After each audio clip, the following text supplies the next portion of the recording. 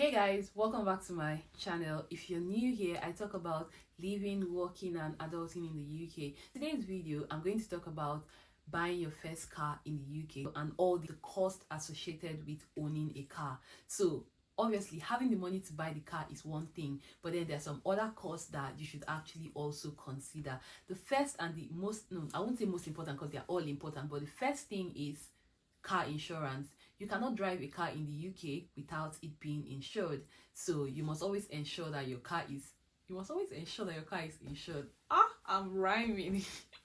But yeah, you can check on sites like Compare the Market or confused.com to all you need to do is put your car plate registration number, your car plate number or your car registration number, put that on the website, and then just put some certain information like your house address, where you're going to park the car. So if you're going to park the car by the roadside, your insurance is obviously going to be higher than someone who parks their car on the drive, because it's safer. On the roadside, any drunk driver can just hit your car and then you have to claim insurance. So with insurance risk, they go hand in hand. So these are the things that they actually look at to get your quote. So if you're a new driver, you've just passed your test, expect your insurance to be as high as £2,000 a month. Yes, because not only the type of car that determines how much your insurance will cost, you as a person can determine how much your insurance would cost. Because if two of us are driving the same exact car and I've got maybe 5 years of driving history and you're just a new driver, even though it's the same car, we would not have the same cost of insurance, if that makes sense. That thing with your insurance that they would also look at is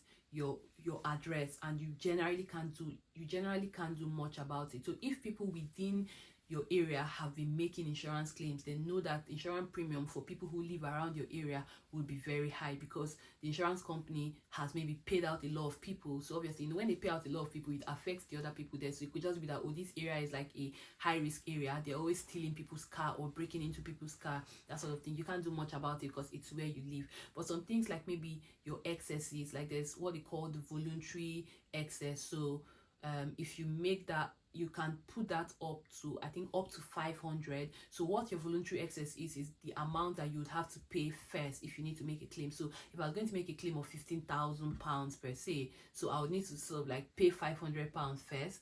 So what the insurance company will be giving me will be maybe 14,500, that kind of thing. So I put mine to the highest because I pray to never have to claim insurance in this country, because the moment you claim insurance for something, your premium goes up the next year. Insurance is just one of the biggest scams ever. You're paying for something that you hope to not use, because if you ever use it, it will become more expensive. Yeah, but you can't drive a car in the UK without it. Now, the second cost to know about is the road tax.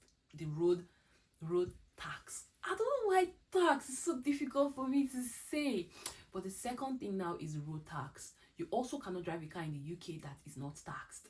Now, different cars would have different road tax. It depends on the CO2 emission of the car. So most electric cars or hybrid cars would have road tax of almost zero, or maybe £30, something very cheap for the whole year.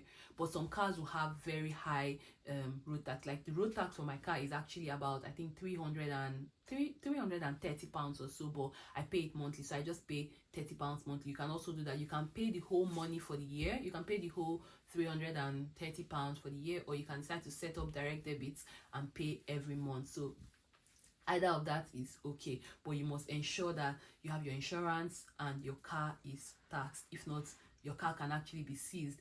If you're caught driving a car that is not taxed, at that point your car will be seized and you might never ever get it back. So ensure you do not drive your car without insurance or road tax. Now, the third cost to know about is the cost of MOT and servicing. So the MOT charge itself is usually about 35, 40 or £50, just thereabout, depending on the garage you actually go to. But then the servicing, the other things that might be wrong with the car, maybe you might need to change the oil, so you might need to buy oil when you're going for your MOT. Obviously, they will not feel you for not having good oil or something like that, but it's just something for you, because you want your car to actually last long. You just have to change the oil, do all those things. So you buy your oil and then you pay for the workmanship for them to do all these things. Or maybe if they need to change your brake pad, if they need to maybe do one or two things, So at the end of the whole MOT and servicing period, there's also a charge. So apart from the £40 or whatever, 'cause our garage charges us £40. So apart from the £40 that you would pay, you'd also have to pay for the workmanship, buy the things that would be used. So maybe if your wiper blade or something is bad, you have to buy a new one. So most times my husband takes care of all these things, but I like to know, so I ask questions and he tells me. So he would mostly buy some things from eBay, I think, because I think one time he wanted to replace my my wiper. I don't know what that thing is called now, but he just got it on eBay. So yeah. The next thing you know about is fuel. It actually adds up. So for me, I spend about £100 on fuel every month, and my office is literally just 4 miles from my house. So I don't even drive long, but obviously I waka a lot. So I go to lots of places, like, so I'm always doing grocery shopping, or I'm just going somewhere, you know. But I spend about £100 on fuel in a month. So that's also something that you should also consider when you're trying to buy a car. The next thing now is breakdown cover. Breakdown cover is very important too. I did not understand the importance of breakdown cover until one time the car just parked on the road. Hey, I was coming back from work that evening, and I was literally on the dual carriageway, and the car just went up. But I managed to, you know, drive it to one corner, and I just parked it there. So we had to call a recovery, and we paid £60 to tow the car from that point to our mechanic. £60. Meanwhile, if I'd actually gotten a breakdown cover, I would have actually maybe paid maybe £50, £40, depending on, because the breakdown cover we currently have, we're paying £55 for 2 cars. Yeah, so breakdown cover is actually very important. Now, the second time it happened to me, I was in Tesco, and then my car key fell down and it just opened. So something actually fell out of the car key, and I did not take note of it. So when we were done shopping, we went back to the car, and the car refused to on because something called, like, maybe the immobilizer or something had fallen out. So we had to tow the car. We had to pay another £60 to tow the car from Tesco to the house. But if I had breakdown cover, all these things would have been covered. So breakdown cover is actually very important, but I didn't understand the importance until it happened to me twice.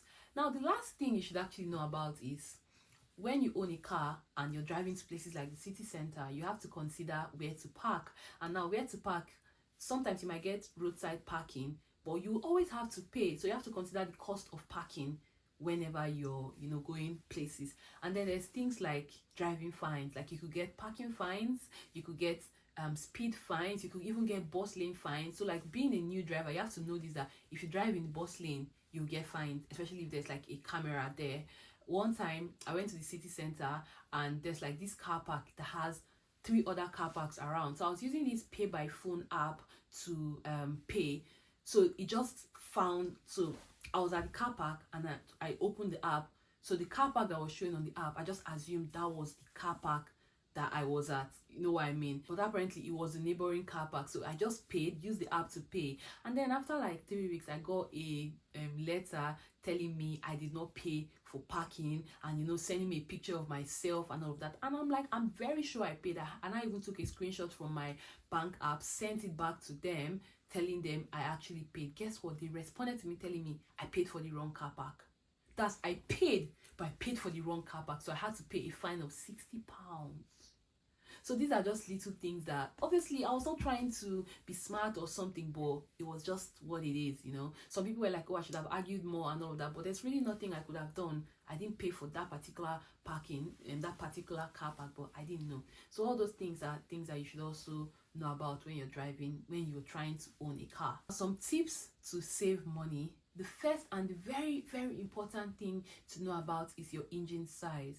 So your engine size actually determines how much, I'm not very mechanical, but your engine size sort of determines how much fuel your car consumes. So if you have a 1 liter engine or a 1.2 liter engine, it would not consume as much fuel for the same distance that a 1.4 liter or 1.6 liter engine would consume, if that makes sense. So if it's your first time, you're just coming to the UK, you don't want to spend so much money on fuel, you're just trying to buy a small car to, you know, take you from point A to point B, then you should be aiming for a car with a 1 liter or 1.2 liter engine, because that will help you to really, really save on fuel. The second thing is, don't rush. Don't ever rush. Don't rush to get a car. Always compare your prices. So if you see a car maybe on Facebook Marketplace or on Auto Trader, you can just sort of like compare your prices. Just check different places, you know, just do your research so that you don't end up buying a car very expensive when you could have gotten like a better deal.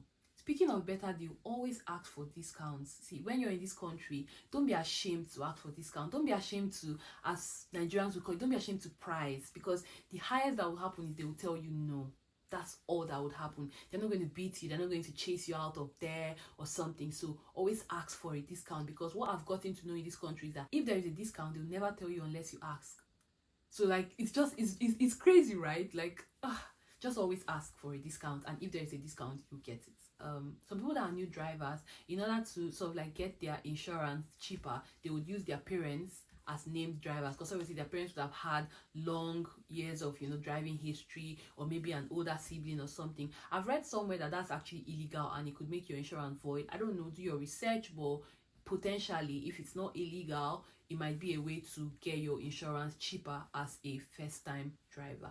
If you buy a car, ensure that the seller fills out the V5C logbook either at the post office or online. So when they do this, DVLA will then send you a new V5 showing that you are now the owner of this car. So that's about it for this video. I hope I've helped someone who's trying to, you know, buy a new car or buy a car when they first moved to the UK. So if you liked this video, please like, share and subscribe. Also send it to someone who's trying to buy a car who you feel this video might actually be helpful for. And if you have any comments, just drop it in the comment section and I would try to be of help. Don't forget that I've made a video on how to get your full driving license if you've not already watched that video. Now in my next video, I'm going to go into more details on the cost associated with owning a car. I'm going to share my personal experience, how much I actually pay monthly or yearly to basically own and drive a car in the UK. Thank you very much for watching, and I'll see you in my next video.